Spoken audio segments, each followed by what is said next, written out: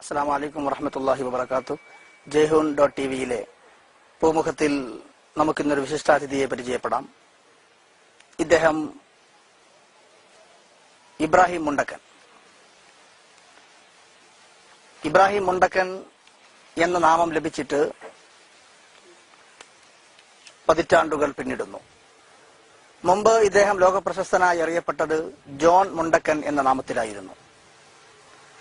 ദശാബ്ദങ്ങളോളം 26 വർഷക്കാലം ക്രൈസ്തവ പൗരോഹിത്യത്തിന്റെ ലോഹയണിഞ്ഞ് ലോകമൊട്ടാകെ ക്രൈസ്തവ മതത്തിന്റെ തിയോളജി പഠിക്കാനും പഠിപ്പിക്കാനും ആശയം പ്രബോധനം ചെയ്യാനും ക്രൈസ്തവതയിലേക്ക് ആളെ കൂട്ടാനും മറ്റുമായി ലോകമാകെ സഞ്ചരിച്ച് വത്തിക്കാനിലും അമേരിക്കയിലുമൊക്കെ പര്യടനങ്ങൾ കഴിഞ്ഞ് നടന്നിരുന്ന ഇദ്ദേഹം ഇപ്പോൾ ഒരു ഗ്രാമീണ ജീവിതം നയിച്ചു വരുന്നു. അതോടൊപ്പം സജീവമായ മതപ്രബോധന വീഥിയിൽ തന്റേതായ വിശിഷ്ട സേവനങ്ങൾ അർപ്പിച്ചും വരുന്നു. ത്രിയേകത്വത്തിന്റെ പാപരത്വത്തിൽ നിന്ന് വിശുദ്ധമായ തൗഹീദിന്റെ വെള്ളി വെളിച്ചത്തിലേക്ക് 1985-ലായിരുന്നു ജോൺ മുണ്ടക്കൻ കടന്നുവരുന്നത്. മഹാനായ ശൈഖുൽ മർഹൂം ശംസുൽ ഉലമ ഇ.കെ. അബൂബക്കർ മുസ്ലിയാർ നവ്വറല്ലാഹു മർഖദ മഹാനവറുകളുടെ ചടുലമായ മതപ്രബോധന പ്രഭാഷണങ്ങളിൽ ക്രൈസ്തവതയുടെ പാപ്പരത്വം ബോധ്യപ്പെടുകയും തൗഹീദിന്റെ അർത്ഥവ്യാപ്തിയും ആശയ സൗകുമാര്യതയും വ്യക്തമാവുകയും ചെയ്തതോടെ ക്രൈസ്തവ പൗരോഹിത്യത്തിന്റെ ലോഹം വലിച്ചെറിഞ്ഞ് പരിശുദ്ധ തൗഹീദിന്റെ തീരത്തേക്ക് നടന്നെടുക്കുകയായിരുന്നു ജോൺ മുണ്ടക്കൻ. തന്റെ ശോഭജനകമായ ജീവിതത്തെക്കുറിച്ച്, ജീവിതയാത്രയിലെ നാഴികക്കല്ലുകളെക്കുറിച്ച്, തന്നെ ഇസ്ലാമിലേക്ക് ആകർഷിച്ച ഘടകങ്ങളെക്കുറിച്ച് എല്ലാം മനം തുറന്ന് നമ്മളോട് സംസാരിക്കുന്നു ജനാബ് ഇബ്രാഹിം മുണ്ടക്കൻ സാഹിബ്.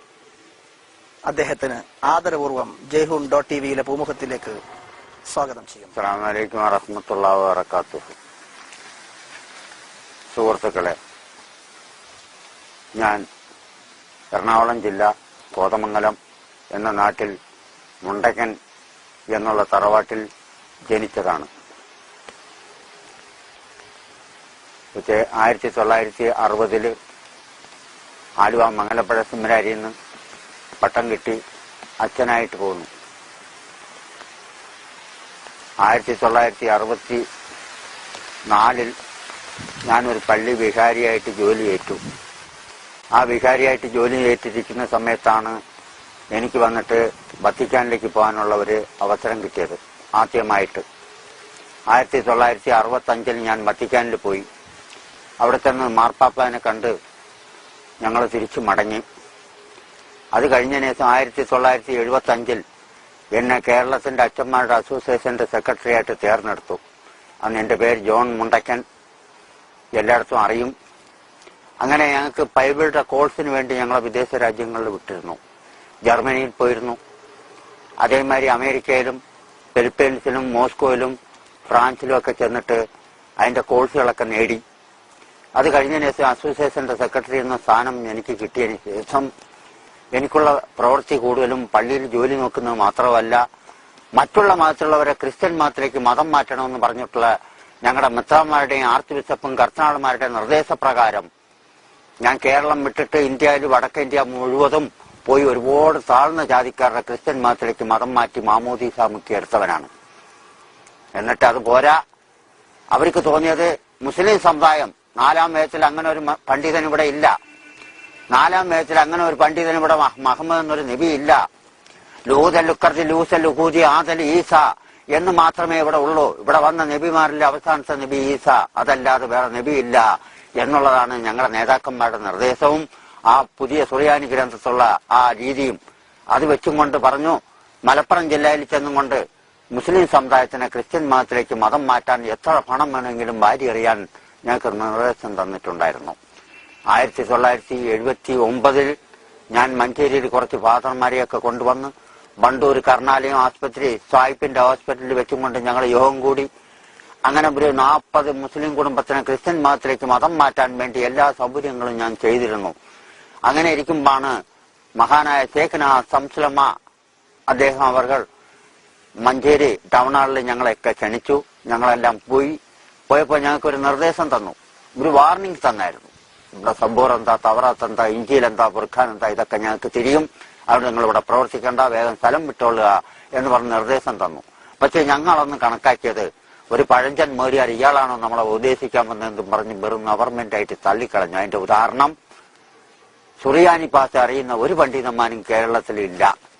ആ ഒരു ഉദാഹരണം വെച്ചും കൊണ്ടായിരുന്നു 1979 മുതൽ 80 വരയ്ക്കും എടക്കര, വഴിക്കടവ്, നിലമ്പൂര് ആ പ്രദേശങ്ങൾ, മലയോരങ്ങൾ താമസിക്കുന്ന പാവപ്പെട്ടവർക്ക് വീട് വെച്ചു കൊടുക്കുകയും പാവപ്പെട്ട മുസ്ലിങ്ങൾക്ക് അവർക്ക് വേണ്ട വാഗ്ദാനങ്ങൾക്ക് ചെയ്തുകൊണ്ട് പണം വാരി കൊടുക്കുകയും ചെയ്ത്, അങ്ങനെ ഞങ്ങൾ 68 മുസ്ലിം കുടുംബത്തിന് എടക്കര പുഴയിൽ നിന്ന് ഞാനായിരുന്നു അന്ന് മാമൂദീസ മുക്കി ക്രിസ്ത്യൻസ് ആക്കിയത്. അന്ന് ക്രിസ്ത്യൻസ് ആക്കിയിട്ട് എടക്കരയെന്ന് 1980 ഞാൻ വെല്ലുവിളിച്ചു, ഇഞ്ചിയിലുള്ള ഗ്രന്ഥത്തിന്റെ സുറിയാനി ഭാഷയിൽ മറുപടി തരാൻ വല്ല പണ്ഡിതന്മാരും ഉണ്ടെങ്കിൽ മുന്നോട്ട് വരിക എന്ന്. അതും കേട്ടുകൊണ്ട് നേരിട്ട് വന്നതാണ് മഹാനായ ശേഖന സംസുലമ. അദ്ദേഹം എടക്കരയിൽ ഒരു സ്റ്റേജ്, എടക്കര മുസ്ലിയാരങ്ങാടി എന്ന് പറയുന്ന ആ സ്ഥലത്ത് ഒരു പാടത്ത് വെച്ചും കൊണ്ട് ഒരു സ്റ്റേജ് അദ്ദേഹത്തിനും മറ്റുള്ള എല്ലാ സഭയിലുള്ള ഫാദർമാർക്കും ഞങ്ങൾക്ക് എല്ലാവർക്കും കസേരയിട്ട് തന്നിരുന്നു. ലക്ഷക്കണക്കിന് ജനങ്ങളും ഉണ്ടായിരുന്നു. അവിടുന്ന് ഞങ്ങൾ ബാധിച്ച് അദ്ദേഹം ചോദിച്ച ഇതായിരുന്നു, ലഹർദിൽ ആസൽ കുറിയ ലൂസൽ മുഖൂസി ആദൽ ഈസ എന്ന് ചോദിച്ചു. ഇവിടെ യേശുവിനെ കുരിശിൽ തറച്ചോ, ഉയർത്തപ്പെട്ടോ എന്ന് ചോദിച്ചു. ഞങ്ങൾ പറഞ്ഞു കുരിശിൽ തറച്ചതാണ്, അതിന് എല്ലാ തെളിവുകളും ഞങ്ങൾക്കുണ്ട്, പുതിയ ബൈബിളിൽ അതാണ് എന്ന് പറഞ്ഞു. അദ്ദേഹം പറഞ്ഞു, ലാഹം മക്കർദി ലൂസൽ മുഖൂതി ആദൽ ലഹറിയ ലൂസൽ മറിയ എന്ന് ചോദിച്ചു. മറിയം ബിബി യേശുവിനെ എവിടെയാ പ്രസവിച്ചെന്ന് ചോദിച്ചു. കന്നുകാലികളെ കെട്ടുന്ന കാലി തൊട്ടിലാണെന്ന് പറഞ്ഞു. അതിനും തെളിവുണ്ടെന്ന് പറഞ്ഞു. പിന്നെ അദ്ദേഹം ചോദിച്ച ഇതായിരുന്നു, മിഗർദി മീസൽ മുഹൂദി ആദൽ ഈസ, അദ്ദേഹം വന്ന് തൊട്ടിൽ കുട്ടിയായി കിടക്കുമ്പോ ഞാൻ അള്ളാഹുവിന്റെ പുത്രനാണെന്ന് പറഞ്ഞോ, ദൈവത്തിന്റെ പുത്രനാണെന്ന് പറഞ്ഞോ, ദൈവത്തിന്റെ പുത്രൻ തന്നെയാണ്, അതിൽ യാതൊരു സംശയമില്ല, തെളിവ് തരും എന്ന് പറഞ്ഞപ്പോ ആ മഹാനവറുകൾ ചോദിച്ചു, എവിടെ നിന്റെ ഗ്രന്ഥം എന്ന് ചോദിച്ചപ്പോ ഞാൻ ആ പുതിയ സുറിയാനി ഗ്രന്ഥവും കൊണ്ട് അദ്ദേഹത്തിന്റെ കയ്യിൽ കൊടുത്തപ്പോ അത് വാങ്ങിച്ച് നോക്കിയിട്ട് വലിച്ചു ദൂരെ എറിഞ്ഞിട്ട് പറഞ്ഞു, അതല്ലടോ ഗ്രന്ഥം, എന്റെ അടുത്തുണ്ട് ഗ്രന്ഥം എന്ന് പറഞ്ഞു ഒരു പഴയ സുറിയാനി ഗ്രന്ഥം എടുത്ത് ഇങ്ങോട്ട് അടുത്ത് നില്ല് എന്ന് പറഞ്ഞ് ആ മൈക്കിന്റെ അടുത്ത് തന്നെ വിളിച്ചിട്ട് അവിടെ ഒരു പഴയ സുറിയാനി ഗ്രന്ഥം എടുത്ത് തന്നപ്പോ 13 പേജ് വരെ ഞാൻ നോക്കിയിട്ട് ഒന്നും മിണ്ടാതെ അങ്ങനെ തന്നെ മടക്കി അദ്ദേഹത്തിന്റെ കയ്യിൽ കൊടുത്തും കൊണ്ട് ഞാൻ അപ്പൊ തന്നെ അവിടുന്ന് അനുവാദം ചോദിച്ചു, എനിക്ക് പോകാനുള്ള അനുവാദം തരണം എന്ന് പറഞ്ഞുകൊണ്ട് ഞാൻ അവിടുന്ന് വേഗം സ്ഥലം വിട്ടു. കാരണം മറുപടി കൊടുക്കാൻ കഴിയില്ല. ആ ഉദാഹരണത്തിൽ കൂടെയാണ്. അങ്ങനെ ഞാൻ പോയി എന്റെ വീട്ടിൽ ചെന്നും കൊണ്ട് എന്റെ അടുത്തുകൊണ്ട് ഒരു പഴയ സുറിയാനി ഗ്രന്ഥം, ആ ഗ്രന്ഥം എടുത്തു വെച്ചും കൊണ്ട് 28 ദിവസം പഴയതും പുതിയതും വെച്ച് ഞാൻ നോക്കുമ്പോ ഇവിടെ അവസാനത്തെ നബി ഏതാണ്, അതാണ് എനിക്കറിയേണ്ടത്. ആ ഇതിന്റെ ഉദാഹരണം വെച്ചും കൊണ്ട് ഞാൻ അവിടെ നോക്കുമ്പോ പുതിയതിൽ കാണുന്നുണ്ട് ലൂദൽ ഉക്കർദ് ലൂസൽ ഉഖൂദി ആദൽ ഈസ, എന്നാ പഴയതിലോ, പഴയ സുറിയാനി ഗ്രന്ഥത്തിൽ എന്താ കാണുന്നത്, മഹർദി മാസൽ മുഹൂദി ആദർ റൈഹൽ അഹമ്മദ് അഹമ്മദ് അഹമ്മദ് എന്ന് എവിടെ നോക്കിയാലും കാണാം. ആരുടെ പേര്? നമ്മുടെ അന്ത്യപ്രവാചകൻ റസൂലുള്ളാഹി സ്വല്ലല്ലാഹു അലൈഹി വസല്ലം തങ്ങളുടെ പേര് അഹമ്മദ് അഹമ്മദ് എന്ന് ഞാൻ അതിൽ കണ്ടു. അത് മനസ്സിലാക്കി അതിന്റെ ഉദാഹരണങ്ങൾ പറഞ്ഞു. അതെല്ലാം പഠിച്ചു കഴിഞ്ഞതിന് ശേഷം എന്റെ സുഹൃത്തുക്കൾ ഫാദർമാരെയൊക്കെ ഞാൻ ഭരിച്ച് അവർക്ക് 3 ദിവസം ഞാൻ എന്റെ വീട്ടിൽ വെച്ച് ക്ലാസ് എടുത്തു. അത് കഴിഞ്ഞതിന് ശേഷം 83 ഞങ്ങളെ വത്തിക്കാനിലേക്ക് പോകാനുള്ള അനുവാദം ഞങ്ങളുടെ നേതാക്കന്മാരുടെ അടുത്ത് നിന്ന് കിട്ടി. അപ്പവും ഞാൻ ചോദിച്ചത് ഇതായിരുന്നു, ആ എടക്കര 4ാം വയസ്സുള്ള പണ്ഡിതൻ ചോദിച്ചതിന്റെ എന്തുകൊണ്ട് മറുപടി കൊടുത്തില്ല, അത് ഞങ്ങൾക്ക് അറിയണം എന്ന് ചോദിച്ചു. പറഞ്ഞു, വത്തിക്കാനിൽ നിങ്ങൾ പോയി വന്നു കഴിഞ്ഞിട്ട് നിങ്ങൾക്ക് മറുപടി തരാം എന്ന് പറഞ്ഞ് ഞങ്ങൾ അവിടെ അമർത്തി വെച്ചു. അങ്ങനെ ഞാൻ വത്തിക്കാനിൽ ചെന്നു. ഞങ്ങൾ എല്ലാവരുമായിട്ട് റോമിൽ ചെന്ന് ആ വത്തിക്കാൻ സെന്റ് പീറ്റേഴ്സ് അവിടെ ചെന്നും കൊണ്ട് മാർപ്പാപ്പാവിനെ കണ്ടു. അതായത് കഴിഞ്ഞ പ്രാവശ്യം മരണപ്പെട്ടു പോയ ഞങ്ങളുടെ പഴയ നേതാവ് ജോൺ പോൾ മാർപ്പാപ്പ 2ാമൻ, അദ്ദേഹത്തിനുമായിട്ട് ഞങ്ങൾ അവിടെ ചെന്ന് കണ്ട് അദ്ദേഹത്തിന്റെ മോതിരങ്ങളൊക്കെ ഞങ്ങൾ മുത്തി. പക്ഷേ എനിക്ക് അതിൽ കുറച്ച് താല്പര്യക്കുറവുണ്ടായിരുന്നു. കാരണം എന്തെന്ന് പറഞ്ഞാൽ സംസുലമ്മ പറഞ്ഞത് ശരിയായിരിക്കാം എന്നുള്ള ഉദാഹരണം എനിക്കപ്പോ തോന്നിയിട്ടുണ്ട്. എന്നിട്ട് വത്തിക്കാൻ സെന്റ് പീറ്റേഴ്സ് ലോകത്തേക്ക് ഏറ്റവും വലിയ ലൈബ്രറിയുടെ ഉള്ളിൽ കയറി അവിടുത്തെ പഴയ സുറിയാനി ഗ്രന്ഥമൊക്കെ എടുത്ത് ഞാൻ നോക്കുമ്പോ ആ ഗ്രന്ഥങ്ങളിൽ കാണുന്ന എന്താന്ന് പറഞ്ഞാ ലഹർദിൽ ആസൽ അഖാദ സാന ലഹർദിൽ യൂദൽ യൂദ എന്ന് കാണുന്നുണ്ട്. ഏതാ യൂദ? ഈസാ നബി അലൈഹി ഇസ്ലാമിന്റെ 12 ശിഷ്യന്മാരിൽ യൂദാസ് എന്നുള്ള ശിഷ്യൻ 30 വെള്ളിക്കാശിന് വേണ്ടി ഈസ ഇരിക്കുന്ന സ്ഥലം കാണിച്ചു കൊടുക്കാമെന്നും പറഞ്ഞു കരാറ് ചെയ്ത സ്ഥലം വരെ മാത്രമേ എനിക്ക് വായിക്കാൻ കിട്ടിയിട്ടുള്ളൂ. അതിനങ്ങോട്ട് കംപ്ലീറ്റ് മാറ്റിവെക്കുക. അവിടുന്ന് ഞാൻ പോയിന്റുകളൊക്കെ നോട്ട് ചെയ്തെടുത്തു. അത് കഴിഞ്ഞതിന് ശേഷം അവിടുന്ന് ഞാൻ നേരെ എന്ത് ചെയ്തു, എന്റെ സുഹൃത്തുക്കളെയും കൊണ്ട് ഞാൻ അപ്പോ മാർപ്പാപ്പയുടെ സെക്രട്ടറി കർത്തനാട് റോക്കിയുടെ അടുത്ത് പറഞ്ഞു, എനിക്ക് അമേരിക്കയിലേക്കും ഇസ്രായേലിലേക്കും പോകാനുള്ള പെർമിറ്റ് വേണം എന്നെനിക്ക് തോന്നി. അങ്ങനെ ഞാൻ ചോദിച്ചു, അതിന് പെർമിറ്റും തന്ന് ഞങ്ങൾ പ്ലെയിൻ കയറ്റി വിട്ടു. പക്ഷെ എനിക്ക് അപ്പൊ തോന്നിയത് ഇസ്ലാമിനെ പറ്റി കുറച്ച് പഠിക്കണം എന്നുള്ള ഉദാഹരണം അത് എനിക്ക് അപ്പോഴാണ് തോന്നിയത്. ഇസ്ലാമിനെ പറ്റി പഠിക്കണം. ഇതിന്റെ പൊള്ളത്തനം ഇതാണോ അല്ലെ വേറെയും ഉണ്ടോ എന്നുള്ള ഉദാഹരണം വെച്ചുകൊണ്ടാണ് ഞാൻ ആ ചോദിച്ചതും. ആദ്യമായിട്ട് ഞങ്ങൾ അമേരിക്കയിൽ ചെന്ന് ഇറങ്ങിയിട്ട് അവിടെ എന്നമാതിരി ഇസ്ലാമിലേക്ക് വന്ന ഒരു സുഹൃത്തുണ്ട്, മൊഹ്മാലി എക്ലെ. അതായത് ലോക ചാമ്പ്യനാണ്, ബാറ്റിങ്ങിന്റെ ലോക ചാമ്പ്യൻ, കോടീശ്വരനാണ്, അമേരിക്കൻ പൗരനാണ്, കറുത്ത മനുഷ്യൻ.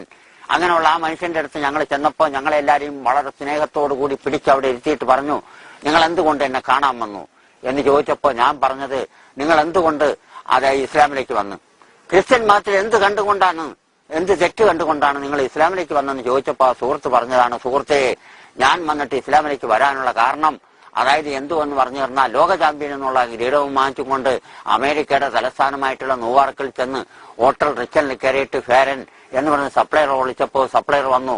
അവൻ വെള്ളക്കാരൻ, അവനും അമേരിക്കൻ പൗരനാണ്. അവന്റെ അടുത്ത് ഞാൻ ചായ ചോദിച്ചപ്പോൾ എന്റെ മുഖത്ത് നല്ലോണം നോക്കിയിട്ട് പറഞ്ഞു ഗെറ്റ് ഔട്ട് എന്ന് പറഞ്ഞ് എന്നെ പുറത്തു പോകാൻ പറഞ്ഞു. ഞാൻ അവന്റെ അടുത്ത് വളരെ സ്നേഹത്തോടു കൂടി ചിരിച്ചും കൊണ്ട് ചോദിച്ചു, ഞാൻ എന്തിനാ പുറത്തു പോവാ എന്ന് ചോദിച്ചപ്പോ പിന്നെയും അവൻ കാല് മുതൽ തല വരെ നോക്കിയിട്ട് ഐസ് ഗെറ്റ് ഔട്ട് എന്ന് പറഞ്ഞു. പിന്നെയും അത് തന്നെയാ പറഞ്ഞത്. ഞാൻ അവന്റെ അടുത്ത് വളരെ ഗൗരവത്തോടു കൂടി ചോദിച്ചു, ഈ പോയിനായിട്ട് എന്തിനാ ഞാൻ പുറത്തു പോവാ, കാര്യം പറ എന്ന് ചോദിച്ചപ്പോ അവൻ പറഞ്ഞതാണ്, ഇവിടെ കറുത്ത മനുഷ്യനെയും നായിനെയും ഞങ്ങൾ ഒരേ മാതിരിയാ കണക്കാക്കൽ, ഐസേ ഗെറ്റ് ഔട്ട് കെറ്റഡിയപ്സ് എന്നും പറഞ്ഞ് എന്നെ പിടിച്ച് പുറത്താക്കി. അങ്ങനെ വളരെ വിഷമത്തോടുകൂടി അതെല്ലാം വലിച്ചു ദൂരെ എറിഞ്ഞുകൊണ്ട് ഓരോ രാജ്യത്തും ചെന്നുകൊണ്ട് പല മതത്തിലുള്ള പണ്ഡിതന്മാരെയൊക്കെ കണ്ടു, അവരുടെ ഗ്രന്ഥങ്ങൾ പഠിച്ചു, അത് മനസ്സിലാക്കി. ഇതെല്ലാം കഴിഞ്ഞപ്പോഴാണ് മനസ്സിലായത്, ലോകത്ത് വെച്ചുകൊണ്ട് കറുപ്പും വെളുപ്പും തരംതിരിക്കാത്ത ഒരു മതമുണ്ടെങ്കിൽ അത് അന്ത്യപ്രവാചകൻ റസൂലുള്ളാഹി സ്വല്ലല്ലാഹു അലൈഹി വസല്ലം തങ്ങളുടെ പരിശുദ്ധ ഇസ്ലാം മതമാണെന്നുള്ളത് മനസ്സിലാക്കിയിട്ടാണ് ഞാൻ ഇസ്ലാമിൽ വന്നതും അതിനുവേണ്ടി എന്റെ സമ്പത്ത് മുഴുവതും വാരി അറിഞ്ഞ് പ്രവർത്തിക്കുന്നതെന്ന് പറഞ്ഞപ്പോ ഞങ്ങൾക്ക് വളരെ സമാധാനമായി. എന്നിട്ട് അവിടെ നിന്ന് എന്റെ സുഹൃത്തുക്കളെയും കൊണ്ട് ഞാൻ ആ ഇസ്രായേലിലേക്ക് ചെന്ന് അവിടെ ചെന്നിറങ്ങിയിട്ട് ഞങ്ങളൊരു പള്ളി കാണാൻ ചെന്നിരുന്നു. അവിടെ കണ്ടു ഒരു പള്ളി, നമ്മൾ കേട്ടിട്ടേ ഉള്ളൂ, കണ്ടില്ലാത്ത ഒരു പള്ളി. അതാണ് ബൈത്തുൽ മുഖദ്ദസ് പള്ളി എന്ന് പറയുന്നത്. സുലൈമാൻ നബി അലൈഹി ഇസ്ലാമിന്റെ കാലത്ത് ജിന്നുകളെല്ലാം കൂടി ചേർന്നും കൊണ്ട് 1 കൊല്ലം കൊണ്ട് പണി പൂർത്തിയാക്കിയ ഒരു പള്ളി, ആകാശം മുട്ടുന്ന പോലെ ഒരു പള്ളി, സക്കരിയ നബി അലൈഹി ഇസ്ലാമും മറിയം ബീബി റളിയല്ലാഹു ഒക്കെ കുടിയിരുന്ന ഒരു പള്ളി. അങ്ങനെയുള്ള ഒരു പള്ളി ഞങ്ങൾ അവിടെ നിന്ന് കണ്ടു.